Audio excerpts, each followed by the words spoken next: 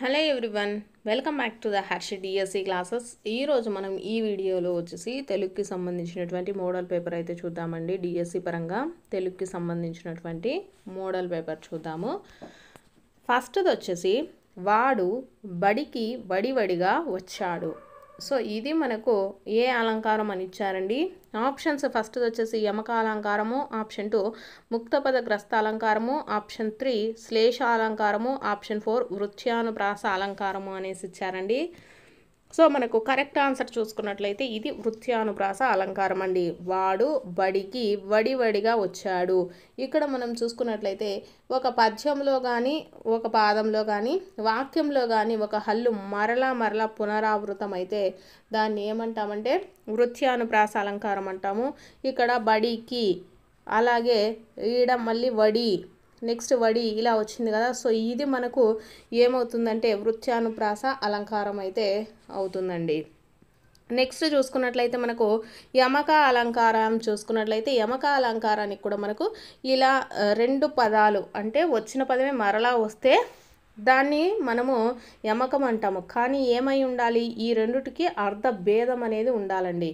వచ్చిన పదము మరలా వచ్చినట్లు ఉండి అర్ధభేదము ఉంటే దాన్ని యమకము అంటారండి.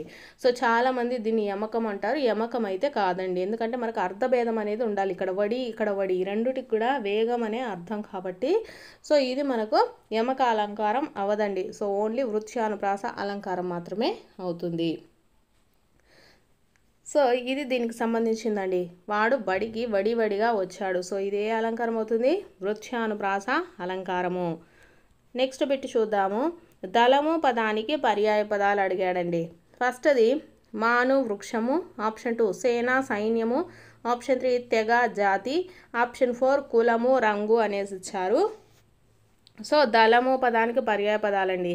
దళము అంటే మనకు సైన్యము అండి, సేన సైన్యము. So option 2 is the right answer. Next question, అక్షరం పాఠ్యాంశం యొక్క ఇతివృత్తం ఏది అనేసి ఇచ్చారు. ఆప్షన్ ఫస్ట్ వచ్చేసి సంస్కృతి, ఆప్షన్ 2 మానవ స్వభావము, ఆప్షన్ 3 చదువు యొక్క విశిష్టత, ఆప్షన్ 4 దేశభక్తి అనేసి ఇచ్చారండి. సో కరెక్ట్ ఆన్సర్ ఏమవుతుందండి? చదువు యొక్క విశిష్టత అండి. అక్షరం అనేటటువంటి పాఠ్యాంశం యొక్క ఇతివృత్తం ఏది అంటే చదువు యొక్క విశిష్టత. నెక్స్ట్ బిట్, కవికి సామాజిక స్పృహ అవసరము. గీత గీసిన పదానికి నానా అర్థాలు రాయండి అనేసి ఇచ్చారండి. కవికి నానా అర్థ పదాలు. కవి అంటే నానార్థాలు ఏమవుతాయండి? కవిత్వం రాసేవాడు, అలాగే నీటి కాకి అండి. కవిత్వం రాసేవాడు, నీటి కాకి అనేది మనకు కవికి నానా అర్థ పదాలు. నెక్స్ట్ బిట్ అయితే చూద్దాము. తోయనందు పుట్టినది ఉత్పత్తి అర్థము ఏది అనేసి వచ్చారండి. ఆప్షన్ ఫస్ట్ వచ్చేసి తోయజము, ఆప్షన్ 2 అమృతము, ఆప్షన్ 3 జయము, ఆప్షన్ 4 అనలము అనేసి ఇచ్చారండి. సో ఇక్కడ తోయజము అండి. తోయజము అంటే తోయనందు పుట్టినది అనేసి అర్థమైతే వస్తుంది. So first is the right answer. Next question చూద్దాము. యోధుడు ప్రకృతి పదానికి వికృతి రాయండి అనేసి ఇచ్చారండి. యోధుడు ఇక్కడ చూసుకున్నట్లయితే ఫస్ట్ది జోదు, ఆప్షన్ 2 జోగు, ఆప్షన్ 3 జోలి, ఆప్షన్ 4 జోడు అనేసి ఇచ్చారండి. సో యోధుడు అనేటటువంటి ప్రకృతి పదానికి వికృతి మనకి ఏమవుతుందండి? జోదు అండి, జోదు. నెక్స్ట్ బిట్, కాలధర్మం చెందడం జాతీయానికి అర్థం ఏది అనేసి ఇచ్చారండి. ఆప్షన్స్ ఫస్ట్ది మరుగున పడిపోవటం, ఆప్షన్ 2 అడుగున పడిపోవడం, ఆప్షన్ 3 మరణించడం, ఆప్షన్ 4 కష్టఫలం అనేసి ఇచ్చారండి. సో కాలధర్మం చెందడం అనే జాతీయానికి అర్థం ఏమవుతుందండి? మరణించడము, చనిపోవటాన్ని మనం కాలధర్మం చెందటం అనేసి చెప్తామండి. So option 3 is the right answer. Next bit, అదిగో పులి అంటే ఇదిగో తోక అన్నట్లు. ఇది ఒక ఏంటి అనేసి ఇచ్చారండి. ఆప్షన్స్ ఫస్ట్ది సామెత, ఆప్షన్ 2 జాతీయము, ఆప్షన్ 3 పొడుపు కథ, ఆప్షన్ 4 కళారూపము. సో కరెక్ట్ ఆన్సర్ వచ్చేసి ఇది ఒక మనకు ఏమవుతుందండి? సామెత. అదిగో పులి అంటే ఇదిగో తోక అనేది మనకు ఏమవుతుంది? సామెత. నెక్స్ట్ క్వశ్చన్, ఒకనాటి విద్యా విధానాన్ని విద్యార్థులకు తెలియజేయడమే ఈ పాఠ్యాంశం యొక్క ఉద్దేశము. ఆప్షన్స్ చూసుకున్నట్లయితే ఫస్ట్ది నాటి చదువు, ఆప్షన్ 2 చిరమాలిన్యం, ఆప్షన్ 3 సమదృష్టి, ఆప్షన్ 4 మేలి మలుపు అనేసి ఇచ్చారండి. సో కరెక్ట్ ఆన్సర్ వచ్చేసి నాటి చదువు. ఒక నాటి యొక్క విద్యా విధానాన్ని విద్యార్థులకు తెలియజేయడమే ఏ పాఠ్యాంశం యొక్క ఉద్దేశము? నాటి చదువు. నెక్స్ట్ క్వశ్చన్ చూద్దాము. దౌడ భాగంలో పుట్టే అక్షరాలు అనేసి ఇచ్చారండి. ఆప్షన్స్ చూసుకున్నట్లయితే ఫస్ట్ది వచ్చేసి ఓశ్చాలు, ఆప్షన్ 2 కంఠ్యములు, ఆప్షన్ 3 తాళవ్యాలు, ఆప్షన్ 4 మూర్ధన్యాలు అనేసి ఇచ్చారండి. సో కరెక్ట్ ఆన్సర్ వచ్చేసి మనకు దౌడ భాగంలో పుట్టేటటువంటి అక్షరాలను ఏమంటారు అంటే తాళవ్యాలు అంటారండి. ఇక్కడ చూసుకున్నట్లయితే మనకు తాళవ్యములు అంటే తాళవులు అంటే అర్థం ఏంటండి? దవడలు. తాళవులు అంటే అర్థం ఏంటండి? దవడలు. కాబట్టి తాళవుల సహాయంతో పలకబడే వాటిని ఏమంటాము? దౌడ భాగంతో పుట్టే అక్షరాలను తాళవ్యాలు అనేసి పిలుస్తామండి. తాళవ్యాలు అంటే మనకి ఏ అక్షరాలు వస్తాయంటే ఈ అలాగే చ ఛ, నెక్స్ట్ జ ఇవన్నీ కూడా మనకు తాళవ్యాల కింద వస్తాయండి. నెక్స్ట్ ఆప్షన్స్ చూసుకుంటే ఓశ్చాలండి. ఓశ్చాలంటే పెదవుల సహాయంతో మనకు పలకబడేటటువంటి వాటిని ఓశ్చాలు అంటారు. ఇది వచ్చేసి ఊ, నెక్స్ట్ రెండో ఊ, నెక్స్ట్ ప అలాగే బా మా ఇవన్నీ మనకు ఓశ్చాల కిందకి వస్తాయండి. ఓశ్చాలు అంటే పెదవుల సహాయంతో పలకబడే వాటిని ఓశ్చాలు అంటాము. అంటే ఊ పాప బాబా మా ఇవి మనకు ఓశ్చాల కిందకి వస్తాయి. కంఠ్యములు అంటే కంఠము నుండి పుట్టేవండి. కంఠము నుండి పుట్టే వాటిని కంఠ్యములు అంటాము. వాటికి వచ్చేసి ఆ, నెక్స్ట్ ఖ, నెక్స్ట్ వచ్చేసి గా అలాగే ఘ అండి, ఒత్తు గా అలాగే హ ఇవన్నీ మనకు కంఠ్యముల కిందకి వస్తాయండి. కంఠముల నుండి పుట్టినవి కాబట్టి కంఠ్యములు అంటాము. ఏమేమి వస్తాయంటే ఆ ఖ గా హ అనే అక్షరములు వస్తాయి. నెక్స్ట్ మూర్ధన్యములు. మూర్ధము అంటే మనకు శిరస్సు అండి. మూర్ధం అంటే మనకు అర్థం ఏమొస్తుంది?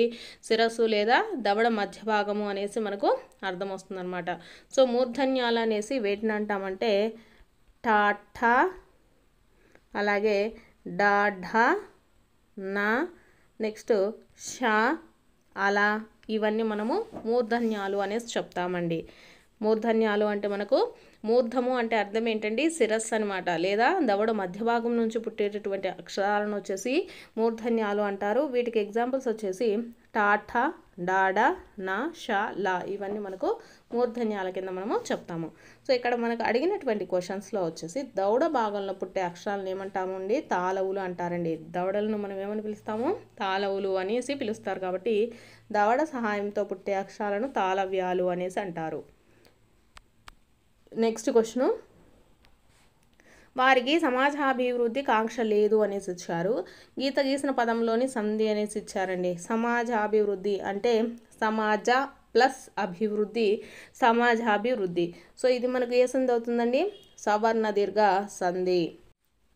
నెక్స్ట్ క్వశ్చన్ వచ్చేసి ఉభయ పద ప్రాధాన్యం కలిగిన సమాసం ఏది? ఉభయ పద ప్రాధాన్యం కలిగిన సమాసం. ఆప్షన్ ఫస్ట్ వచ్చేసి ద్వంద్వ సమాసం, ఆప్షన్ 2 రూపక సమాసం, ఆప్షన్ 3 ద్విగు సమాసం, ఆప్షన్ 4 బహువ్రీహి సమాసం అనేసి ఇచ్చారండి. ఉభయ పద ప్రధానమైన సమాసమును మనము ఏ సమాసం అంటారండి? ద్వంద్వ సమాసం అనేసి పిలుస్తాము. ఎందుకంటే ఇక్కడ మనకు వచ్చేసి ఇక్కడ ఉండేటటువంటి రెండు పదాలు కూడా ఒక సమానమైనటువంటి ప్రాధాన్యం, ఇంపార్టెన్స్ అనేది కలిగి ఉంటాయన్నమాట. ఫర్ ఎగ్జాంపుల్ చూసుకున్నట్లయితే సూర్య చంద్రులు అండి. సూర్య చంద్రులు తీసుకున్నాం అనుకోండి, ఇది మనకు ద్వంద్వ సమాసం అవుతుంది. దీంట్లో మనకు సూర్యుడును నెక్స్ట్ చంద్రుడును ఇక్కడ రెండుటికి కూడా సమాన ప్రాధాన్యత అయితే ఉంటుంది. సూర్యుడును చంద్రుడును. కాబట్టి ఇటువంటి ఉభయ పద ప్రాధాన్యం కలిగినటువంటి సమాసాన్ని ఏమంటాము? ద్వంద్వ సమాసం అనేసి చెప్తామండి. నెక్స్ట్ క్వశ్చన్, వల్లభ పదానికి అర్థం రాయండి అనేసి ఇచ్చారు.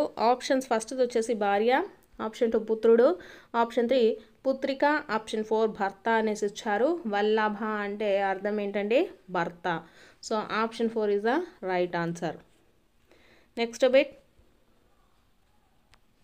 భూతకాలిక అసమాపక క్రియ ఏది అనేసి ఇచ్చారండి. ఆప్షన్స్ ఫస్ట్ వచ్చేసి క్వార్థకం, ఆప్షన్ 2 ఛేదార్థకం, ఆప్షన్ 3 షష్టార్థకం, ఆప్షన్ 4 అప్యార్థకం అనేసి ఇచ్చారు. సో మనకు చూసుకున్నట్లయితే భూతకాలిక అసమాపక క్రియను ఏమని అంటామండి? క్వార్థము అంటాము. భూతకాలిక అసమాపక క్రియను వచ్చేసి క్వార్థము అంటాము. భవిష్యత్ కాల అసమాపక క్రియ వచ్చేసి ఛేదార్థకం అంటాము.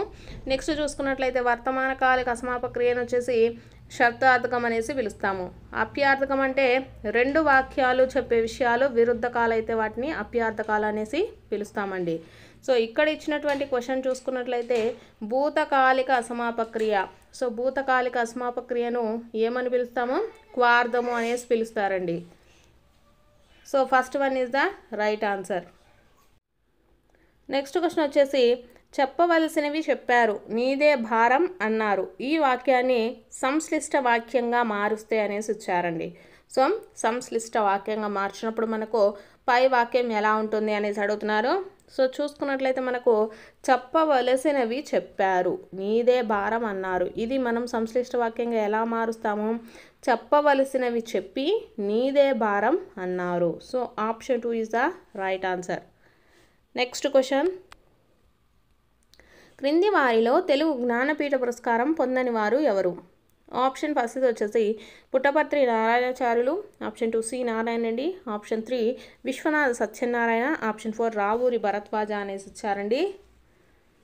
సో కరెక్ట్ ఆన్సర్ చూసుకున్నట్లయితే మనకు ఫస్ట్ దండి, క్రింది వారిలో తెలుగులో జ్ఞానపీఠ పురస్కారం పొందని వారు ఎవరు? పుట్టపర్తి నారాయణాచార్యులు. నెక్స్ట్ బిట్, మాత్రా ఛందస్సును అనుసరిస్తూ లయాత్మకంగా సాగునది ఏది అనేసి ఇచ్చారు. ఆప్షన్స్ ఫస్ట్ వచ్చేసి గేయ కవిత, ఆప్షన్ 2 కథానిక, ఆప్షన్ 3 నవల, ఆప్షన్ 4 వ్యాసము అనేసి ఇచ్చారండి. సో కరెక్ట్ ఆన్సర్ వచ్చేసి మనకు గేయ కవిత అండి. గేయ కవిత మాత్రా ఛందస్సును అనుసరిస్తూ లయాత్మకంగా సాగునది ఏది అంటే గేయ కవిత. నెక్స్ట్ బిట్, మేలిమలుపు పాఠ్యాంశము దేవులపల్లి కృష్ణశాస్త్రి గారి ఏ రచన నుండి గ్రహింపబడినది? ఆప్షన్ ఫస్ట్ వచ్చేసి Amrutha Veena, option 2 Krishnapakshamu, option 3 Pushpalavikalu, option 4 Urvashi. So correct answer వచ్చేసి ఆప్షన్ 3 పుష్పలావికలు అండి. మేలిమలుపు పాఠ్యాంశం వచ్చేసి దేవులపల్లి కృష్ణశాస్త్రి గారి ఏ రచన నుంచి గ్రహించబడినది? Pushpalavikalu. So option 3 is the right answer. Next question చూద్దాము. 14వ అక్షరము యతిస్థానం కలిగినటువంటి పద్యం ఏది అనేసి ఇచ్చారు. ఆప్షన్ ఫస్ట్ వచ్చేసి ఉత్పలమాల, ఆప్షన్ 2 శార్దూలము, ఆప్షన్ 3 చంపకమాల, ఆప్షన్ 4 మత్తేబము.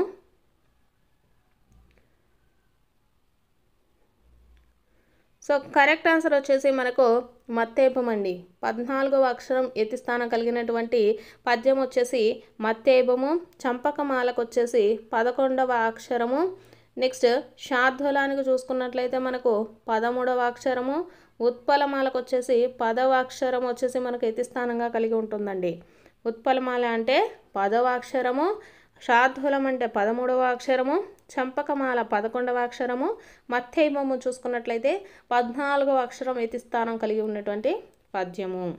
So option 4 is the right answer. Next question చూద్దాము. చతుర్దశ భువనాలు అంటే ఆప్షన్ ఫస్ట్ వచ్చేసి 14 లోకాలు, ఆప్షన్ 2 4 లోకాలు, ఆప్షన్ 3 10 లోకాలు, ఆప్షన్ 4 14 భవనాలు అనేసి ఇచ్చారండి. చతుర్దశ భవనాలు అంటే అర్థం ఏంటి? చతుర్దశ అంటే మనకు భవనాలు 14 లోకాలండి. చతుర్దశ భవనాలు అంటే అర్థం ఏంటి? 14 లోకాలు. నెక్స్ట్ బిట్, పూర్వ పరస్వరాలకు పరస్వరం ఏకాదేశం కావటాన్ని ఏమంటారు అనేసి ఇచ్చారు. ఆప్షన్ ఫస్ట్ వచ్చేసి సంధి, ఆప్షన్ 2 ఆదేశము, ఆప్షన్ 3 సమాసము, ఆప్షన్ 4 ఆగమం అనేసి ఇచ్చారండి. సో దీంట్లో కరెక్ట్ ఆన్సర్ వచ్చేసి మనకు ఏమవుతుందండి? సంధి. పూర్వ పరస్వరాలకు పరస్వరం ఏకాదేశం కావటాన్ని ఏమని పిలుస్తారు? సంధి అనేసి పిలుస్తారండి. ఆదేశము అంటే ఏంటంటే ఉన్న అక్షరములలో ఒక అక్షరం తొలగించి వేరొక అక్షరం వచ్చేసి మనకు శత్రువులాగా చేరినట్లయితే దాన్ని ఏమంటాము? ఆదేశము అంటాము. సో ఆగమము అంటే ఏంటి, ఉన్న అక్షరాలను అలాగే ఉంచి వేరొక అక్షరం వచ్చేసి మనకు మిత్రునిగా చేరితే దాన్ని ఏమంటాము, ఆగమం అంటామండి. ఆదేశానికి రిటర్న్ అంటే మనకు వ్యతిరేకంగా ఆగమం అయితే ఉంటుంది. సో సమాసం అంటే ఏంటి, అర్థవంతమైన రెండు పదాలు కలిసి కొత్త పదం ఏర్పడితే దాన్ని మనము సమాసము అనేసి పిలుస్తామండి. అర్థమైంది కదా. పూర్వ పరస్పరాలకు పరస్పరం ఏకాదేశంగా అయితే దాన్ని ఏమంటాము, సంధి అంటాము. ఇక్కడ ఆదేశం అంటే ఉన్న అక్షరంలో ఒక అక్షరాన్ని తొలగించి వేరొక అక్షరం శత్రువులాగా వస్తే దాన్ని ఆదేశము అంటాము. ఆగమం అంటే ఏంటి, ఉన్న అక్షరములను అలాగే ఉంచి ఇంకొక కొత్త అక్షరం మనకు మిత్రునిలాగా చేరితే దాన్ని ఆగమనము అంటాము. సమాసము అంటే ఏంటి, అర్థవంతమైన రెండు పదాలు కలిసి కొత్త పదం ఏర్పడితే దాన్ని సమాసము అంటామండి. నెక్స్ట్ బిట్ చూద్దాము. నీవు బయటికి వెళ్ళవద్దు ఏ రకమైన వాక్యము అనేసి ఇచ్చారు. ఆప్షన్ ఫస్ట్ ఆశీర్వాదక వాక్యము, ఆప్షన్ 2 నిషేధార్థక వాక్యం, ఆప్షన్ 3 ప్రశ్నార్థక వాక్యం, ఆప్షన్ 4 అనుమత్యార్థక వాక్యం అనేసి ఇచ్చారండి. సో దీంట్లో చూసుకున్నట్లయితే క్వశ్చన్ ఏమిచ్చారు, నీవు బయటికి వెళ్ళవద్దు అంటే వెళ్ళవద్దు అంటే నిరాకరించడం అనమాట. సో అదేమవుతుంది మనకు నిషేధార్థక వాక్యం అవుతుంది. So option 2 is the right answer. ఆశీర్వాదక వాక్యం అంటే ఏంటి, నువ్వు చల్లగా ఉండు అలా చెప్తూ ఉంటారు కదా, సో అది మనకు ఆశీర్వాదక వాక్యం అవుతుంది. ప్రశ్నార్థక వాక్యం అంటే క్వశ్చన్ మార్క్, మనం ఏదైనా క్వశ్చన్ అడిగితే అంటే నీ వయసు ఎంత అని కానీ లేకపోతే నీ పేరేంటి అని ఇలాంటి వాక్యాలను ప్రశ్నార్థక వాక్యాలు అంటారు. అనుమత్యార్థక వాక్యం అంటే నువ్వు ఇక్కడి నుంచి వెళ్ళు లేకపోతే అలాంటి వెళ్ళు అనేసి చెప్తూ ఉంటాం కదా, సో అటువంటి వాక్యాలను మనము దేనికైనా అనుమతినిచ్చినట్లయితే సో వాటిని అనుమత్యార్థక వాక్యం అనేసి చెప్తాము. సో ఇక్కడ నీవు బయటికి వెళ్ళవద్దు అంటే నిరాకరించడం అంటే నిషేధించడం, నువ్వు అక్కడికి వెళ్ళొద్దు అని చెప్తున్నారు కాబట్టి సో అది ఏ వాక్యం అవుతుంది, నిషేధార్థక వాక్యం అవుతుంది. నెక్స్ట్ క్వశ్చన్, మీ ఇల్లు ఏ సంధి అనేసి ఇచ్చారు. ఆప్షన్స్ ఫస్ట్ వచ్చేసి ఎడాగమ సంధి, అనునాసిక సంధి, ఆప్షన్ 3 అత్వ సంధి, ఆప్షన్ 4 ఇత్వ సంధి అనేసి ఇచ్చారు. మీ ఇల్లు అనేది ఏ సంధి అవుతుందండి, మీ ప్లస్ ఇల్లు, మీ ఇల్లు అనేది అవుతుందన్నమాట. సో ఇది మనకు ఏ సంధి, ఎడాగమ సంధి అవుతుందండి, ఎడాగమ సంధి. నెక్స్ట్ క్వశ్చన్, క్రింది వాటిలో వ్యతిరేకార్థక క్రియాపదం ఏది అనేసి ఇచ్చారు. ఫస్ట్ది వచ్చేసి రాస్తే, ఆప్షన్ 2 రాయక, ఆప్షన్ 3 రాసి, ఆప్షన్ 4 రాస్తూ అనేసి ఇచ్చారండి. సో మనకు వ్యతిరేకార్థక క్రియాపదం అండి. సో మనకు వ్యతిరేకార్థక క్రియాపదం ఏమవుతుంది, రాయక. రాయక అంటే రాయట్లేదు అని అర్థం. సో కాబట్టి ఇది మనకు ఏ పదము, వ్యతిరేకార్థక క్రియాపదము. నెక్స్ట్ బిట్ చూద్దాము. అష్టావధానంలో అంశాల సంఖ్య ఎంత అనేసి ఇచ్చారండి. ఆప్షన్ ఫస్ట్ వచ్చేసి 6, ఆప్షన్ 2 7, ఆప్షన్ 3 8, ఆప్షన్ 4 9 అనేసి ఇచ్చారు. అష్టావధానం అంటే అష్ట అంటే మనకు ఎంత అండి, 8. సో అష్టావధానంలో అంశాల సంఖ్య ఎంత, 8 అంశాలు ఉంటాయండి. నెక్స్ట్ బిట్, జ్ఞానము దీపం వలె జీవితానికి వెలుగునిస్తుంది. ఈ వాక్యంలో జ్ఞానం అనేది ఏది అనేసి ఇచ్చారు. ఆప్షన్స్ ఫస్ట్ వచ్చేసి ఉపమేయము, ఆప్షన్ 2 ఉపమానము, ఆప్షన్ 3 ఉపమావాచకము, ఆప్షన్ 4 సమాన ధర్మము అనేసి ఇచ్చారండి. సో కరెక్ట్ ఆన్సర్ చూసుకున్నట్లయితే మనకు జ్ఞానము అనేది ఏంటిదండి, ఉపమేయము. జ్ఞానము అనేది ఉపమేయము. ఉపమానం వచ్చేసి మనకు దీపం అవుతుంది. ఉపమా వాచకం చూసుకున్నట్లయితే వలె అండి, వలె అనేది ఉపమా వాచకం అవుతుంది. సమాన ధర్మం ఏందండి, జీవితానికి వెలుగునిస్తుంది. జీవితానికి వెలుగునిస్తుంది అనేది మనకు సమాన ధర్మం అవుతుంది. ఇక్కడ మనకు ఏమడిగారు, జ్ఞానం అనేది ఏమవుతుంది, ఉపమేయము. సో ఇవి వచ్చేసి తెలుగుకి సంబంధించినటువంటి ప్రాక్టీస్ బిట్స్ అండి. మీకు కనుక వీడియో నచ్చినట్లయితే తప్పకుండా లైక్ చేసి సబ్స్క్రైబ్ చేసుకోండి.